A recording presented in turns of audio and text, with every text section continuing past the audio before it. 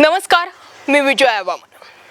अहमदनगर जिल्हा आत्ताच अहिल्यानगर या ठिकाणच्या राजकारणाची हवा बदलली. ज्या विखे घराण्याचं 3 पिढ्यांचं राजकारण आहे, 50 वर्षात त्यांचं राजकारण कुणी संपू शकलं नाही, त्या विखेंना आता त्यांचं राजकारण संपण्याची भीती वाटते का? म्हणजे हे स्टेटमेंट आहे का? आणि या स्टेटमेंटला आधार देऊनच मी पुढचं स्टेटमेंट करते. हल्ली कॅमेरावाले भरपूर झाले शूटिंग काढणारे, आणि त्यापेक्षा जास्त ते माईकचं बांबू घेऊन फिरणारे झाले. ते कोणत्या चॅनलचे कधी तर चॅनल 15 दिवसापूर्वी या नगर जिल्ह्याला माहित नव्हता, पण अचानक त्या कॅमेरा समोर त्याच्या दांडक्यावर एखादं चिन्ह लागतंय आणि तो माणसाला जाऊन विचारतो, तुम्हाला काय वाटतं, तुम्हाला काय वाटतं, तुम्हाला काय वाटतं, तुम्हाला काय वाटतं. आतापर्यंत जी महाराष्ट्रात देशात इमेज बनली आहे त्यामध्ये मीडिया मॅनेज करणं, यंत्रणा मॅनेज करणं, सरकारी यंत्रणा मॅनेज करणं, इन शॉर्ट मध्ये सगळी नेते मंडळी मॅनेज करणं, आणि जर मॅनेज होत नसतील तर मग शिवसेना फोडणं, राष्ट्रवादी फोडणं, फोडाफोडी करणं, या सगळ्या गोष्टींचा यंत्रणांचा वापर जो आहे तो भाजपाकडून केला जातो असा नेहमी भाजपवर आरोप होतो. आता विखे पाटील जो मुद्दा मांडू पाहत आहेत तर ते खाली एका दांडक्यावाल्या पत्रकारांना घाबरलंय.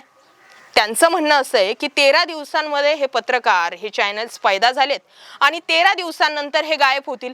कोणी हातात दांडा घेतंय, त्याला एक लेबल लावतंय आणि लोकांना विचारतंय तुम्हाला काय वाटतंय, तुम्हाला काय वाटतंय, आणि यांनी लोक जे आहेत ती मॅनेज केली आहेत, असं स्टेटमेंट भाजपाचे उमेदवार असणारे सुजय विखे पाटील यांनी केलंय.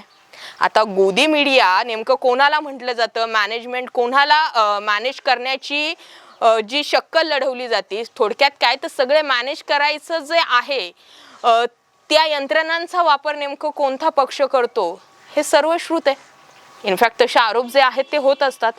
आणि सुजय विखे पाटील ज्यांच्याकडे तुंबळ असा पैसा आहे, मोठी घराणं आहे, मोठा पैसा आहे, त्यांची 50 वर्षांच्या राजकारणाची एक वेगळी ख्याती राहिलेली आहे, ते सुजय विखे पाटील दांडक्यावाल्या पत्रकारांना घाबरले काय नको.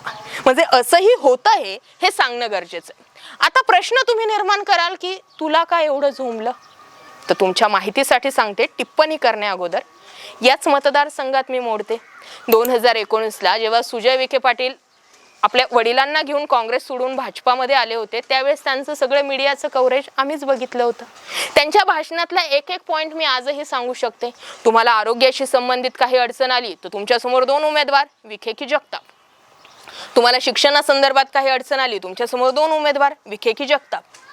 तुम्हाला उद्या पुढे नोकऱ्या हव्यात, तुमच्यासमोर 2 उमेदवार आहे, विखे समोर जगताप आहे, तुम्ही कुणाकडे जाल. हे तुमचे जे मुद्दे होते ना ते त्यावेळेसचे हायलाइटेड मुद्दे होते आणि ते बघून तुम्हाला खासदार केलं गेलं होतं.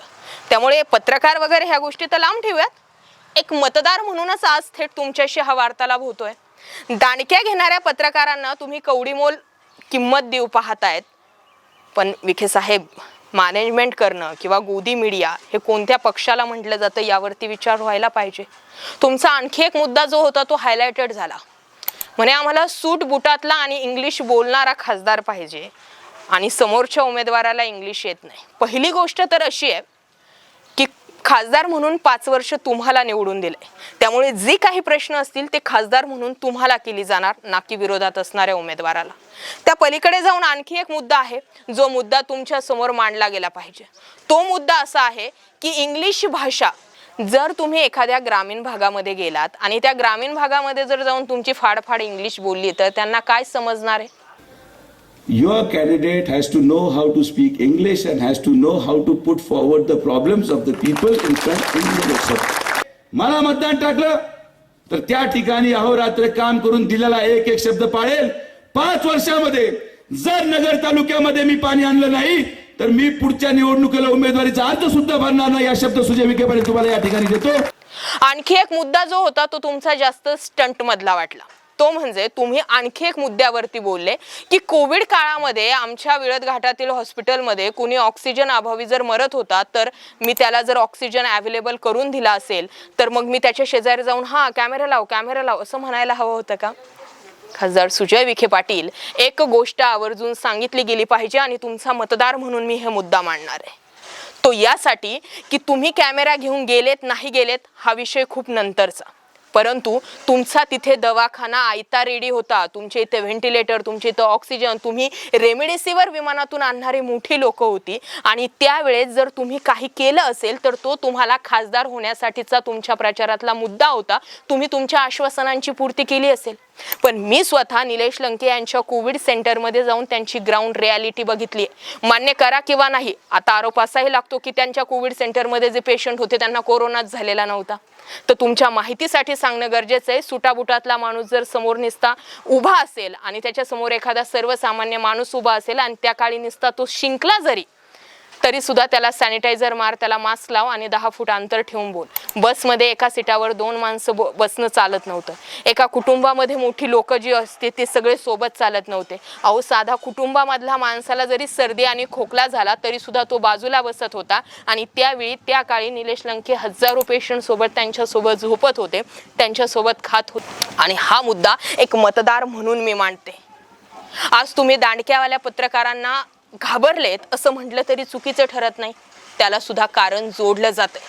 मूळ म्हणजे आजच्या डेटला मी तर असं म्हणेल की एकमेकांच्या वैयक्तिक लेवलच्या टीका टिप्पणी सोडून द्या, पण सोशल मीडिया ही इतकी मोठी ताकद आहे की या ताकदीवरतीच विश्वास ठेवला गेला पाहिजे.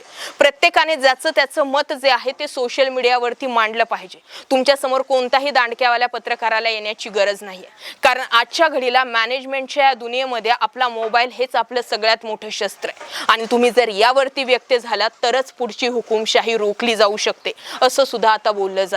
त्यामुळे आता ठरवायचंय तुम्हाला की आजच्या या डेटला काय करायचंय. बाकी या दांडक्यावाल्या पत्रकारांची काय हिंमत आहे, किती ताकद आहे आणि ते कुठपर्यंत पोहोचू शकतात हे दिसूनच येऊ शकतं. आणि त्या पलीकडे जाऊन तुमचं जे स्टेटमेंट होतं की 13 दिवसांमध्ये हे पत्रकार पैदा झाले, यांचे चॅनल अगोदर कुठे होते ती माहिती नाही.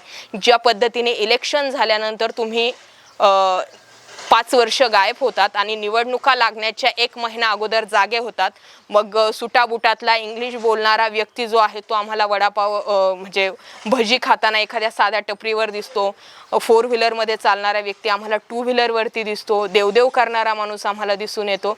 त्याच पद्धतीने ज्या वेळेस लोकप्रतिनिधी आम्ही निवडून देत असतो त्यावेळी या लोकप्रतिनिधीच्या जर काही चुका झाल्या असतील तर त्याचा कान पकडण्याचा अधिकार मतदारांना असतो, पत्रकारांना असतो. आणि होय, हीच ती वेळ असते.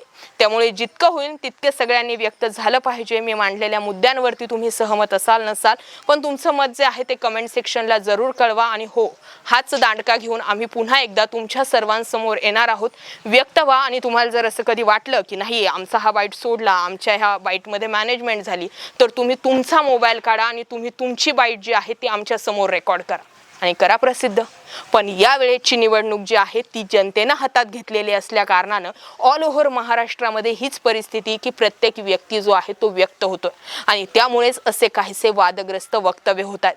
आज ज्या दांडक्यावाल्या पत्रकारांना तुम्ही बोललेले आहात त्यासाठी हा रोष व्यक्त करणारा व्हिडिओ सुद्धा तुम्ही समजू शकता, परंतु यावरती व्यक्त झालेच पाहिजे. मुद्द्याला मुद्द्यानेच काउंटर केलं पाहिजे. मी याआधीही म्हटलं होतं की मी कधीही सुजय विखे पाटील यांची मुलाखत घ्यायला तयार आहे, पण सेम थिंग, दांड्यावाल्या पत्रकारांशी कोण बोलणार किंवा त्यांच्याशी कोण प्रश्न करणार, कोण प्रश्न उत्तर करणार आणि मतदार म्हणून तरी ते उत्तर देणार का, असे अनेक प्रश्न आहे. यावर तुमचं काय मत आहे जरूर व्यक्त व्हा. जय महाराष्ट्र पब्लिक.